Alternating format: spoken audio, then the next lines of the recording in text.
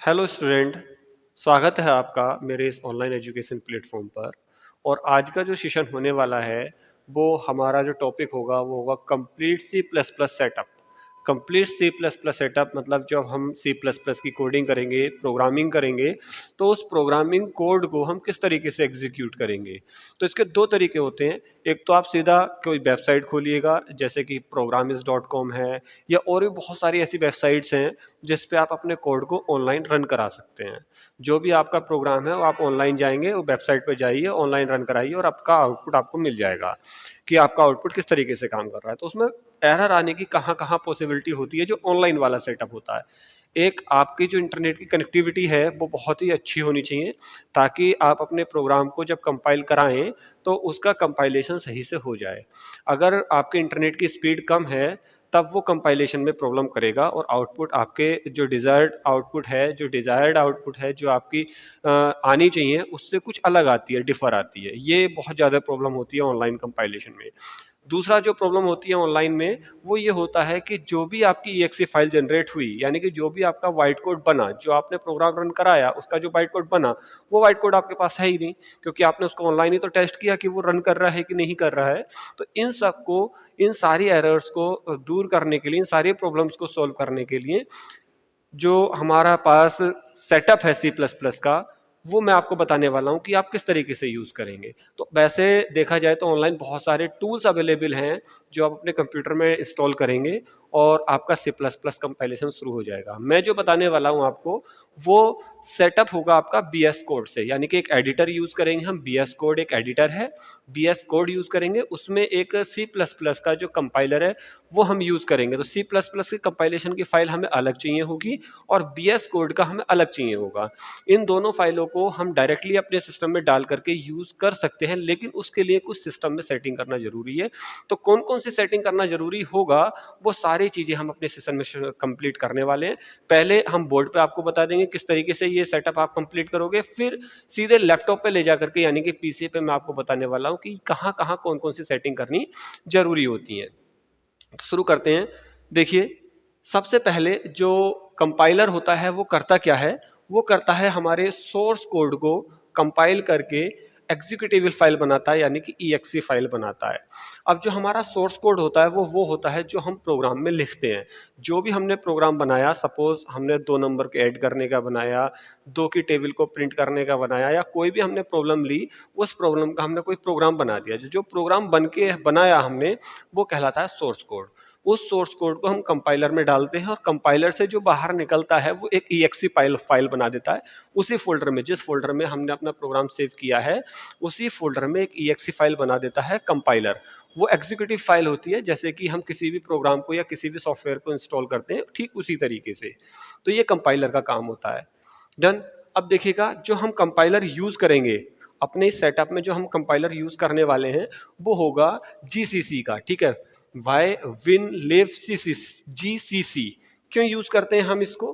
क्योंकि stand alone है, कोई बड़ा इंस्टॉलेशन प्रोसेस नहीं होता। इसमें क्या करना होता है, हमें फाइल को डाउनलोड करना है और फाइल हमारे जिप फॉर्मेट में डाउनलोड होती है। उसको अनजिप कर देंगे C ड्राइव में जाकर के, और C ड्राइव में जाकर के अनजिप कर देते हैं, देन ये इंस्टॉल हो जाता है। तो कोई बड़ी प्रोसेस इसमें होती नहीं है।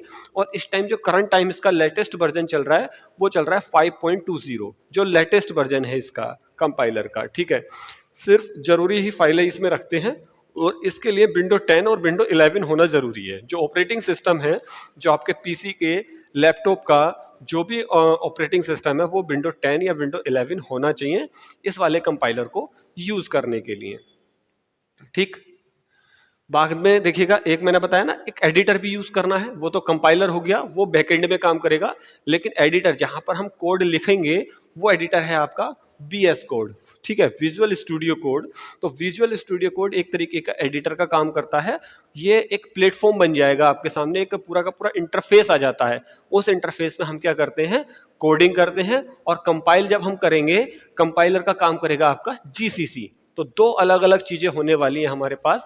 दो अलग अलग चीजों को मिक्स करके तब हम C++ का जो सेटअप है अपने प्रोग्राम को एग्जीक्यूट करने का, वो बनाने वाले हैं। फर्स्ट कौन सा हो गया आपका BS कोड, और उसमें कंपाइलर कौन सा यूज करने वाले हैं हम, GCC का। देखिएगा स्पेसिफिकेशन क्या होनी चाहिए, हमें अपने सिस्टम की स्पेसिफिकेशन क्या होनी चाहिए, विंडो 10 या विंडो 11 64 बिट का होना चाहिए, बीएस कोड आपके पास होना चाहिए जो लेटेस्ट वाला है, विनलिब का जीसीसी 15 प्लस जो आपका लेटेस्ट वर्जन है वो, और आपके 1 GB फॉर ऑल टूल्स, आपके पास फ्री स्पेस जो मेमोरी का है जहां पर ये इंस्टॉल करेंगे आप, उसका 1 GB स्पेस होना चाहिए। इतनी रिक्वायरमेंट है सी प्लस प्लस के जो कंपाइलर है या जो भी सी प्लस प्लस का टूल्स है उसको यूज करने के लिए। अब आगे चलते हैं। देखिएगा सबसे पहला जो स्टेप होगा इसमें, सबसे पहला फेज है डाउनलोडिंग का। तो डाउनलोड करना है हमें बीएस कोड। अब बीएस कोड डाउनलोड कैसे कर सकते हैं, देखिएगा बीएस कोड डाउनलोड करने के लिए हमें सबसे पहले जाना पड़ेगा इसकी वेबसाइट पे। कौन सी वेबसाइट है यहाँ पर इसकी, code.visualstudio.com। कोड इसको नोट कर लेंगे और सीधे गूगल पे डालेंगे और इस वेबसाइट पे आप चले जाएंगे। कौन सा हुआ, code.visualstudio.com। ठीक है, और इसको विंडोज के लिए हमें डाउनलोड करना है। ठीक, विंडोज के लिए डाउनलोड करके ये हमारा डाउनलोड हो जाएगा। जब हम इसको इंस्टॉल कर देते हैं तो कुछ इस तरीके का इंटरफेस नजर आता है। ये जो हम इंस्टॉल करेंगे, इंस्टॉल करके इसको रन कराते हैं तो हमारे सामने कुछ इस तरीके का इंटरफेस आ जाता है, क्योंकि इसको डीबगिंग करना यानी कि एरर को ढूंढना भी काफी आसान होता है विजुअल कोड में, वीएस कोड में। तो पहला कंडीशन हमारे सामने क्या होगी कि हमें VS code, visual code download करना है। ठीक है, फिर हमें क्या करना है, इसको इंस्टॉल कर लेना है। तो इसको इंस्टॉल करने का कोई बहुत बड़ा प्रोसेस नहीं है। जैसे ही आप इसको डाउनलोड करेंगे, ओपन करेंगे तो एक EXE फाइल होगी जिसका नाम सेटअप होगा, सेटअप पर क्लिक करेंगे और नेक्स्ट नेक्स्ट करते चले जाएंगे। कोई बड़ी बात नहीं है, इसको आप इंस्टॉल कर लेंगे सबसे पहले फेज में। दूसरे फेज में आपको क्या करना है, जो सेकंड फेज है उसमें कंपाइलर, हमें क्या करना है, कंपाइलर का सेटअप करना है।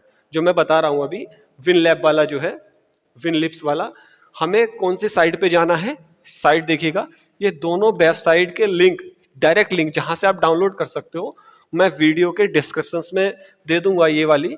तो यह है winlibs.com। winlibs.com पे जाएंगे, वहां से आप अपनी फाइल को डाउनलोड कर लेंगे डायरेक्टली। वो 64 बिट के लिए है और वो किस फॉर्मेट में होगी डाउनलोड, जिप फॉर्मेट में होगी। किस फॉर्मेट में होगी, जिप फॉर्मेट में होगी। डायरेक्टली आप उसको यूज नहीं कर पाओगे जब तक उसको अनजिप नहीं करोगे। ठीक है, और जो फाइल का नाम होगा, जो डाउनलोड होकर के फाइल आएगी, उस फाइल का जो नाम होने वाला है वो होगा विनलिब। ये पूरे फाइल का नाम है। ठीक है, ये जो है फाइल का नाम है। इस तरीके से ये पूरी फाइल आपकी डाउनलोड हो जाएगी, कंपाइलर की फाइल। ठीक, आगे चलते हैं। स्टेप 3 होगा। अब स्टेप 3 में क्या होगा, इन दोनों को कोरिलेट कराने के लिए कुछ सेटअप करना है, कुछ कमांड्स यूज करनी है या कुछ सेटिंग्स यूज करनी है अपने लैपटॉप्स में, अपने कंप्यूटर में। वो किस तरीके से करेंगे, सबसे पहले होगा जो मैंने बताया, जो जिप फॉर्मेट में आपके पास फाइल डाउनलोड हुई है कंपाइलर की, जीसीसी की, उसको अनजिप करेंगे। जब उसको हम अनजिप करेंगे, उसकी लोकेशन आपको सीधी सीधी सी ड्राइव दे देनी है। ठीक है, यहां पे आपको क्या करना है, केवल जो फाइल डाउनलोड हुई उस फाइल को अनजिप करना है सी ड्राइव के अंदर।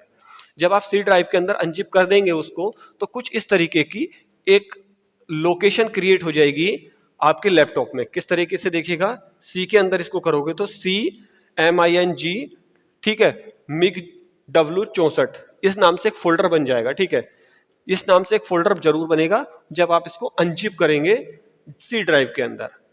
कंडीशन ये होगी सेटअप करने के लिए। नेक्स्ट स्टेप आता है इसका, ठीक है, वेरीफाई डायरेक्टली कर देंगे। मैंने बताया इस टाइप से जाएंगे सी के अंदर, ये अपने आप डायरेक्टरी क्रिएट होगी। जब हम इसको अनजिप करेंगे तो ये डायरेक्टरी अपने आप क्रिएट हो जाएगी, बस हमें लोकेशन रखनी है सी ड्राइव। नेक्स्ट आता है पाथ। इसका पाथ सेट करना भी बहुत जरूरी है, क्योंकि जो हमने कंपाइलर कॉपी करके उसको अनजिप कर लिया, उसका पाथ हमें सेट करना है। और पाथ जो सेट करना होता है वो इन्वायरमेंट वेरिएबल में जाकर के हमें पाथ सेट करना पड़ता है। और पाथ कैसे सेट करते हैं वो भी मैं बताता हूं किस तरीके से करेंगे। हम सीधा सीधा प्रॉपर्टी पे जाएंगे, मैं इसको प्रैक्टिकली भी बताऊंगा अपने लैपटॉप पीसी पर।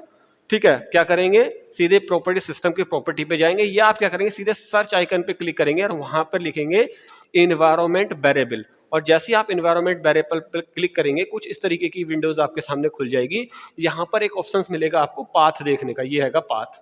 ठीक है, इस पाथ वाले पे क्लिक करके आपको करना है एडिट, और एडिट करके जहां पर वो फाइल आपने अनजिप की थी सी के अंदर, जो फाइल के फोल्डर आए थे उसको यहाँ पर पेस्ट कर देंगे और ओके कर देंगे। तो ये सेटिंग हो गई कंपाइलर की। कंपाइलर अपना काम करना शुरू कर देगा, मतलब कंपाइलर हमने डाउनलोड किया, सी के अंदर अनजिप कर लिया, अनजिप करने के बाद हमने क्या कर दिया, उसकी लोकेशन हमने पाथ सेट कर दिया, एनवायरमेंट वेरिएबल पाथ, ठीक है। अब बात करते हैं बीएस कोड की। जो हमें बीएस कोड है, उस बीएस कोड को भी हमें क्या करना है, थोड़ा सा उसमें सेटिंग करनी है। किस चीज की सेटिंग करनी है, क्योंकि उसमें हमें एक्सटेंशन इंस्टॉल करना है सी प्लस प्लस का, क्योंकि ये एक एडिटर है बीएस कोड, इसमें आप जिस लैंग्वेज का भी एक्सटेंशन इंस्टॉल करेंगे उस लैंग्वेज पे ये काम करना शुरू कर देता है, ठीक। कैसे करते हैं ये देखिएगा। हम क्या करेंगे, जैसे ही हमने बीएस कोड इंस्टॉल किया उसके बाद में हमने उसको ओपन कर लिया। ओपन करने के बाद में आप इस कमांड को नोट कर लीजिएगा।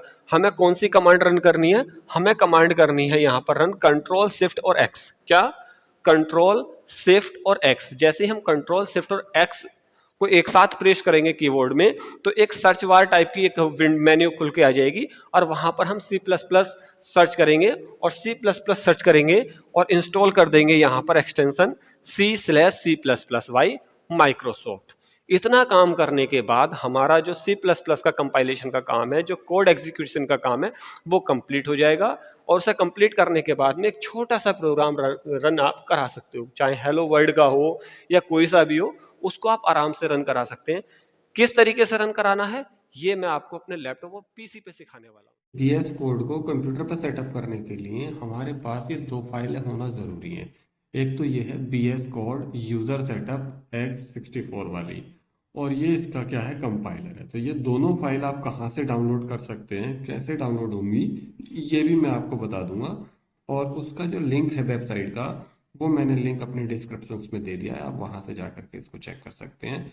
अब देखिए को इसको डाउनलोड करने का जो तरीका है वो क्या है, उसके लिए साइड भी मैंने बताई थी आपको जब मैंने बताया था उस टाइम। अब ये देखिए मैंने यहाँ पर भी कुछ इस तरीके का इंटरफेस आपको दिखाई देगा। जब आप विजुअल कोड डाउनलोड कर रहे होंगे तो आपको साइट पे जाना है।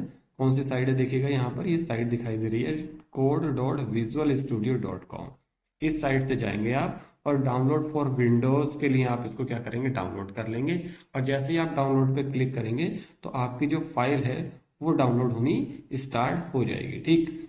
वैसे ही आपको क्या करना है, कंपाइलर के लिए जाना है। तो कंपाइलर के लिए क्या जाएंगे आप, देखिएगा ये इसकी वेबसाइट है कंपाइलर की, सही है, winlibs.com। इस पे जाएंगे और यहाँ नीचे आ रहा होगा एक ऑप्शन आ रहा होगा, इसमें नीचे देखिए मैं दिखा देता हूँ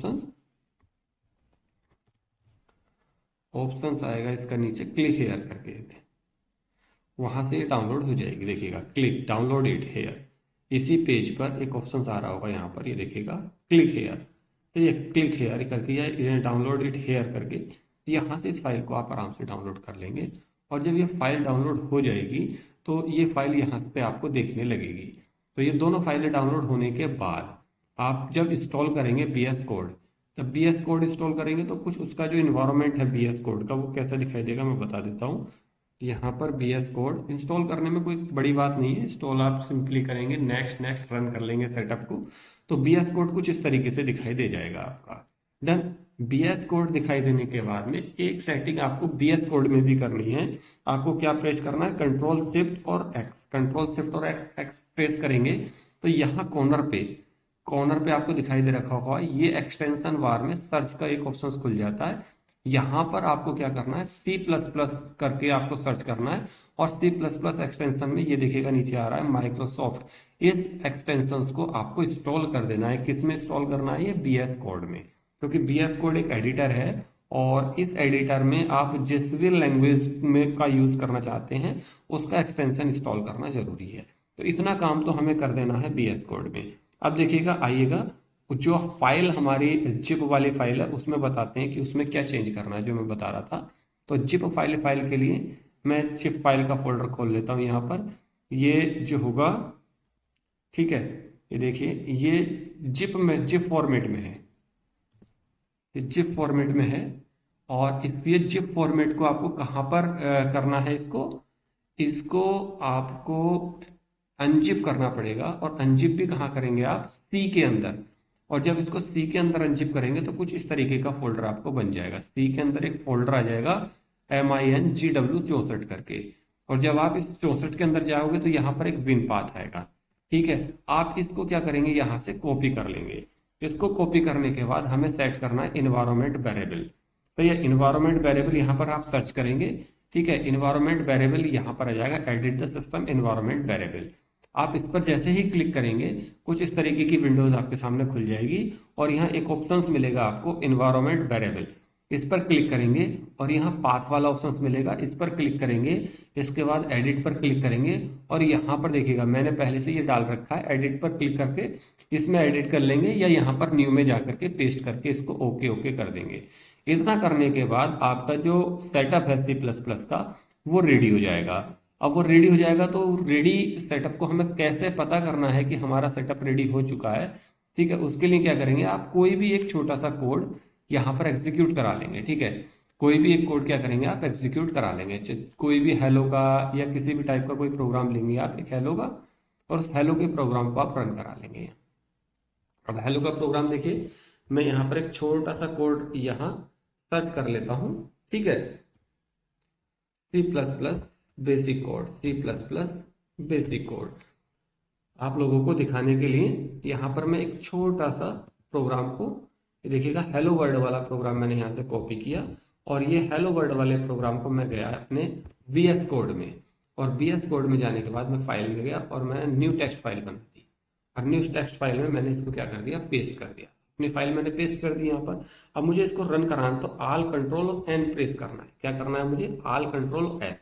लेकिन पहले मुझे क्या करना पड़ेगा इसको, ठीक है, देखिएगा यहाँ पर आ गया, ये इसका रन होकर गई, ये आउटपुट आ गई इसकी, इस छोटे से प्रोग्राम की ये आउटपुट आ गई। और देखिए अभी जो मैसेज आया था वो एक एंटीवायरस का मैसेज था, जो ये इंडिकेट करता है कि आपका जो सिस्टम है ये वायरस से इन्फेक्टेड हो गया है। वो क्यों शो कर रहा है, क्योंकि जब भी हम कोड रन कराते हैं सी प्लस प्लस का तो एक EXE फाइल बनती है। उस EXE फाइल को जो एंटीवायरस है वो रिकॉग्नाइज नहीं कर पा रहा था, उस कह रहा था कि ये वायरस है।